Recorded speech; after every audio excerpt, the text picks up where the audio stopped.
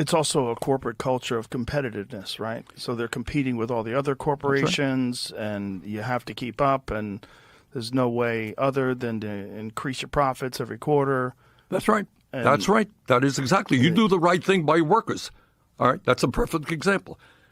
So, you got Wall Street. Here's a fact.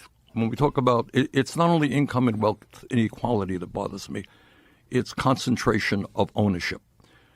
So right now in America, in virtually every sector of our economy, whether it's agriculture, transportation, financial services, whatever, you got a handful of giant multinationals controlling that sector.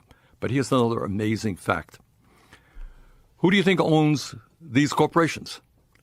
You remember there was a day where somebody actually owned General Motors or owned Ford. Mm-hmm. They're now owned by Wall Street firms. You got 3 Wall Street investment firms. Blackrock, you're familiar with Blackrock. They're giant. and State Street. Exactly. Yeah. Check it out on Google. They are combined, the 3 of them combined, are the major stockholders of 95% of American corporations. How's that? That's not good. That's power. Right. How did that start, and what could have been done to stop that from happening? Well, I think it's greed. These guys are smart. They're hardworking. They're motivated. They want more and more. So if I can buy this, I can buy this, I can sell this. Right, but they're all doing it within the law, right? Yeah. Right. But which is that the problem? Yeah. But who makes that law? They do.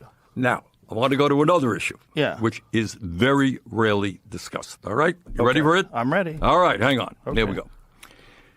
And is the problem I think that we face as a country is not just economic disparities and all the stuff that we're talking about, the rich getting richer and the poor getting poorer.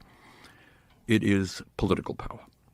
Right now, and I doubt that there are many Americans, whether you're a progressive as I am or a right-wing Republican, I don't think people can disagree that we have a corrupt campaign finance system. Argue with me? You agree? No, I agree with you. Okay. Yeah. All right, so let me talk about what it means. Okay. As a result of the Citizens United Supreme Court decision, I think it's 15, 16 years old, what it says is you're a billionaire. You have now the constitutional right, because your money is your freedom of expression, right?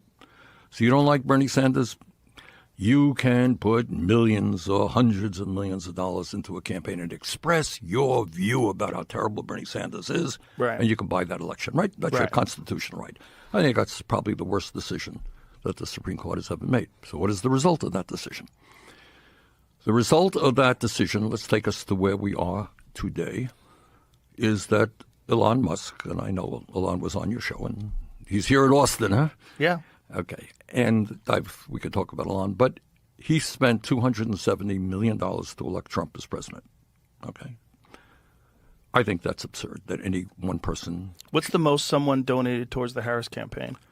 They spent a lot of money on Harris as well. They spent $1.5 billion just combined over the course of a couple of months. You got it. All right, let me talk about it. So I'm not here just to say it's a Republican. That's my point here. Right. Okay.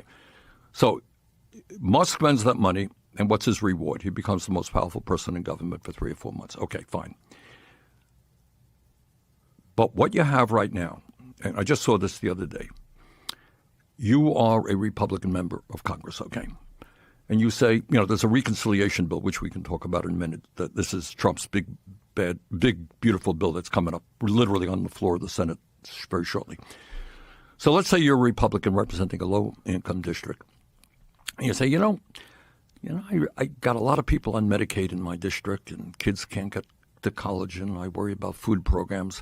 I don't think it's a good idea to give tax breaks to billionaires and cut back on Medicaid. You make that announcement today. What happens to you? It's over. You get attacked. You finished. The swarm comes for you. You got it. Yeah. It's not a swarm. It's the problem is it's already been established, right? That these laws have been established. The power has been given to these people. The money has started flowing, and it's been flowing for a long time now.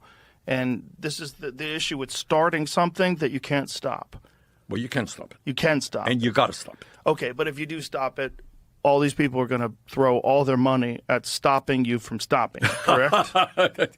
Right? Exactly. They're going to come up with the best commercials with American flags. This country's all about competition and freedom. You got it. The freedom to donate to the party of your choice. You got it. Yeah. Good. Stop these communists. Stop. You're writing their ads for them. They're going to pick it up. with the American. AI can write them. Yeah, I mean, we really. could all write. But then we got to take a deep breath and figure out where do we go from there. Now, I wanted to, in my point, as you know, I am the longest serving independent in American history. Yes. I caucus with the Democrats, I always have, but you can't hear me defending the Democratic Party on this issue because you're right.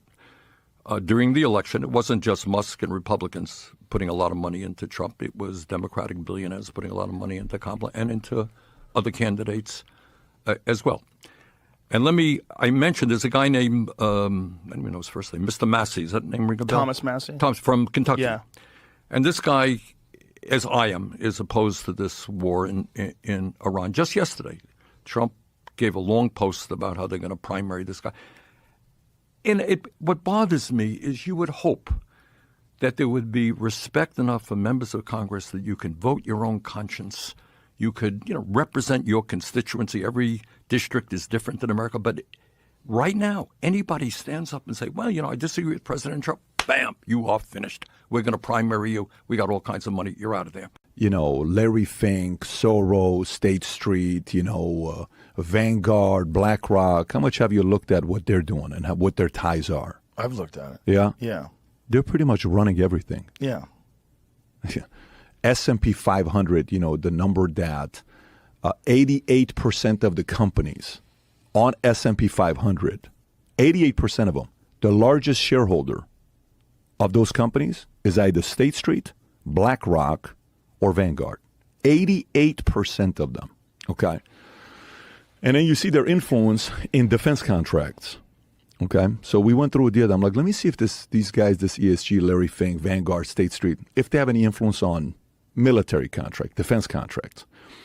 If you Google the largest shareholder for Raytheon, 3 out of the 4 top shareholders of Raytheon, BlackRock, State Street, and Vanguard. It could be top 3 with Raytheon, but I think it's 3 out of 4. If you go look up General Dynamics, if you go look up Boeing, if you go look up, Northrop Grumman, okay? And then you work backwards and you say, okay, how much money is that in what these guys are doing?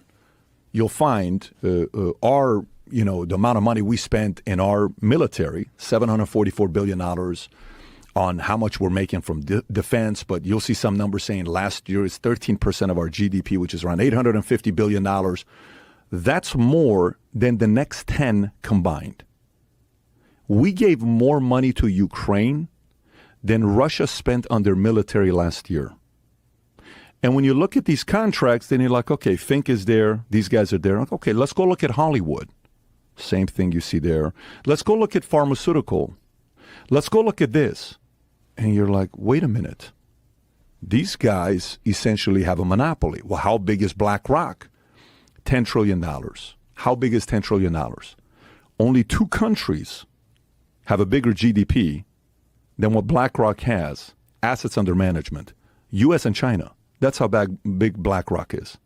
So then they went and they started getting all these other guys to sign on and say, hey, we want you to participate with the same thing as well with ESG. And they ended up having, I think they had 31 signers. I think end of 2022, they got 60 something signers for a total of $70 trillion of assets under management that they're controlling.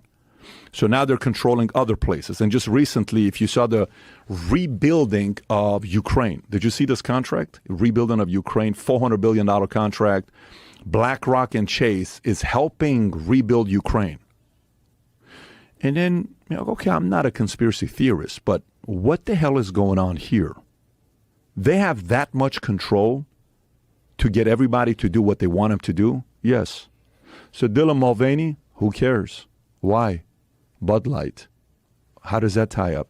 You got the DEI, the HRC, the human rights, and all this stuff. And then you go even deeper, which is even the crazier part with, the education, schools. Like, the biggest union we have in America, I think it's National Education something. NEA is the largest union we have. 3 million teachers are part of that union. And you look at that and you go deeper in that with open society and who's funding it, who's the money behind these organizations. Comes back, Soros. How do you feel about the kind of power they have right now to fight against them? Because this isn't like a billionaire can come out and say, I'm going to go up against these guys. They don't have a little bit of money. A billionaire to these guys is nothing. They got the kind of control that can make companies fire boards. They can replace CEOs. They can replace leaders if they don't like. They have their hands so much into it where many times when people say the people of power, I'm kind of like, who are the people of power? Are you convinced these guys are really running the world? Or what do you think about what some of these bigger companies are doing, like State Street, Vanguard, and Blackrock? Well, they certainly have massive amounts of influence. What do you think they're doing? It's the question is, how do you fight it? Like, for example, the way we fight mainstream is by what? The show that we do. And we have to be patient. It's going to take 2, 3, 4, 5, 10, 20 years. Now you have some influence, right? Okay, we can fight. There is an actual strategy on how to fight that. No problem. You got a kid in school who's a bully. He's bigger than you. He keeps bullying you. You have a strategy on how to beat the guy. You take a year, jiu-jitsu 2 years, this, that. Boom. One fight, he knows, I'm never going to touch Joe again. Screw this thing. I'm not doing this no more, right? There is a play to it. When you have this much, Joe, 88% of S&P 500 companies, that is a form of a monopoly. If I'm a president, whether it's a Trump or whoever else goes out there and does it, our monopoly law in America is 50%. They say 50%. Like if you tie and said, at what point is it 50%? I've done calls with the FTC. Like we had one of our guys' technology we were using. The FTC called and said, hey, we want to have a call with you because they're thinking about buying this other technology company and we're worried it's going to be a monopoly. So we had the call, okay? At the end of the call with us, with a bunch of different people, we said, we love their product, we love their product. That deal didn't end up happening, okay? The monopoly law. Some of these guys are influencing it. But they say 50% is a monopoly law. Do you know how many people in America have an iPhone versus Droid? You know what the numbers, market shares in America with iPhones? I think it's like 60. 58%, 60%. Yeah. That is already a monopoly. But who's knocking on the door of Apple? Tim Cook saying, hey, Tim, you got 58%. That's breaking a monopoly law. Nobody is. I think someone's got to break apart. You know, in 1993, I don't know which senator it was, these guys that were trying to get the defense contractors to be better at the pricing, what they were charging, because they were overcharging DOD, and DOD people don't know what the hell is going on. They're like, yeah, okay, how much? $68 million do it. $1.2 billion do it. I'm not going to over-negotiate the money. They took 51 defense companies, and they brought it down to only 5. It's only 5 companies right now when you want to buy anything. Think about that. So defense contractors is 5. We know how these guys make money. Earlier, I was asking you a question, why do you think vaccine? And you're like, Pat, that's how they make their money, right? I mean, if you and I run a hotel, rooms are empty, we're not making money. We need people to stay in the rooms. If you and I are running a hospital, we need people on the beds to make money. Yeah. If there's no people on the beds, we ain't making money. If these 5 contractors are fighting for $744 billion, what do they want more of? Wars. They want more people dying. You know the Papa John's saying, better ingredients, better pizza, Papa John's. Mm-hmm. These guys is more wars, more people dying, more profits, defense contractors, right? That's a valid concern that I have. Because behind closed doors, this whole military-industrial complex, when you look at the numbers, whoever becomes the president, unfortunately, this guy's an anti-establishment president, good. Unfortunately, if you're an anti-establishment president, everyone's going to come after you, especially these military defense contractors. So if a president got up and said, if I'm going to be the president, here's what we're going to be doing. We have to look at all the contracts. You can't overcharge us. We have to open it up. You have to sell some of your companies. You have to let them be independent again. You have to do this. You have to let them go public, separate, whatever way you got to break them apart to have competition again, because we don't have that today. So that is a major concern where we say we have a commander-in-chief, but really the commander-in-chief is Larry Fink today. The guy running Blackrock is really the president of the United States, if we look at the kind of influence he's got in every industry, Joe. And he's like, well, I kind of feel bad. I'm ashamed that all the weaponization, the word, ESG is being used and all this other stuff. And Elon tweeted about the ESG. I don't know if you remember when Elon tweeted about ESG, saying the S in ESG is satanic. Okay? So this is a part where even a Charlie Munger, who is Warren Buffett's partner, says, look, I love Larry Fink, but I'm not interested in having an emperor. Some words like that he said about Larry Fink. So this motive, and by the way, Larry Fink is an interesting guy because he majored in college political science. His aspirations was politics. He accidentally got into money, and he learned a trade, and then he lost $100 million at 36 years old, I think, and then he teams up with Schwartzman, and they start this company, and after a couple of years, they got $5 billion under management, $8 billion, and $32 billion, and then they have a difference because, he wants to give equity, and Jamie's, Schwartzman's like, no, and then they separate. But influence of politics, you get into business, you're a billionaire, it's you, Soros. So I'm extremely concerned about what these guys are up to. And we think our president is the most powerful person. That person's not. Because behind closed doors, they're going to be like, look, guys, let's relax. That guy's only going to be there for 4 to 8 years. We're going to be all right. He'll be out. We're running the world. We're okay. We were running America, but now we're running the world. We control all the ETFs in America. We're controlling all this stuff. Everyone has to come through us, and we can tell everybody what to do because everybody fears not getting money from us, from being downgraded. A Tesla on ESG score is nothing, but a Philip Morris gets an A rating. How the hell the company that's Philip Morris has a better environmental social governance score, DEI, not DEI, but the CEI, the score they give it over Tesla? So they can bully some of these guys. Now, let me ask you this. What do you think the goal of ESG is? Why do you think they're establishing these sort of parameters? Like, why is ESG a thing, and what's the benefit of it for them? So Schultz said something very interesting. Schultz says, look, these guys are driven by money. They're not going to do anything to destroy an economy to lose their own money because they want that. I said, okay, it's a very good, Andrew Schultz. I said, that's a very good point, on what you're saying. Fine. So, you know how sometimes Michael Jackson, you see the interview with him with kids.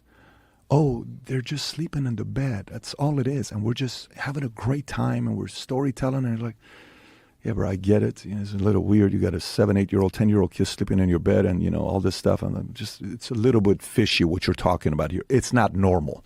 Well, if you're in Hollywood and you've slept with as many people as these people sleep, and then eventually you have to have other options because what else do you do? You have to try new things. How many threesomes have you had? How many this? How many that? So you start trying all these other things, and sometimes these guys go to such and such place. Doesn't matter. It's kind of weird and fishy, right, on what you want to do. Great. Okay. So why are these guys doing what they're doing? You have all the money in the world. You live in a $100 million house. Not you, Larry Fink and some of these guys. I don't know if he lives in a $100 million house, but you got the money to live in a $100 million house. What else do you need? Right. You got nice cars. Jamie Dimon's got a $900 million art collection, according to an article. It's a nice art collection, right? You go to all the nice restaurants. You meet prime ministers. You meet presidents. And then maybe there comes a time when you're looking at a couple of these guys, they're presidents and prime ministers, and you tell yourself, I'd be a better president than you, bro. How the hell am I not reading the country? Or they tell themselves, you think you're a president? You're not a president. You work for me. What else is the motive? But ESG, how does that factor into But that? the point is control is what I'm saying. So the motive becomes control more than money. After you have all the money in the world, what's next? It's got to be control or a true vision. So Soros, when you're talking ESG, that story is a completely different story. You ever heard Soros' interview with 60 Minutes where he says, I see myself as a god? Have you ever seen this interview or what he says? No. Really? He said he sees himself as a god. Oh, my God. Jamie, do you mind pulling up the quote? I think it's, if you type in LA Times, Soros, God. If you type in LA Times, Soros, God, when you hear what he says, it's like the second to the last paragraph all the way to the bottom. The guy asks a question, about who he views himself as. I want to quote it properly, exactly what he says in this interview. Is there a video of him saying Yeah, 60 minutes. There's a video as well. So if you go all the way to the bottom, go a little bit higher, on the quote. No, go a little higher. I think it's a little higher. I'm kind of keep going higher. Sort of a keep going higher. Prevailing values. A little higher. There's a part where he says, keep going. What year is this article, by the way? Is this it's an old article. It's supposed October to be 2004. That's the one. This is the one. Okay, right there. It seems that Soros believes he was anointed by God. I fancied myself as some kind of a god. If truth be known, I carried some rather potent messianic fantasies with me from childhood, which I felt I had to control, otherwise they might get me in trouble. And then on the next line, when asked by Britain's independent newspaper to elaborate on the passage, Soros says, it is sort of a disease when you consider yourself some kind of a god, the creator of everything, but I feel comfortable about it now since I began to live it out. If you enjoyed today's episode on JRE Plus, don't forget to give it a thumbs up and share your thoughts in the comments below. Thank you.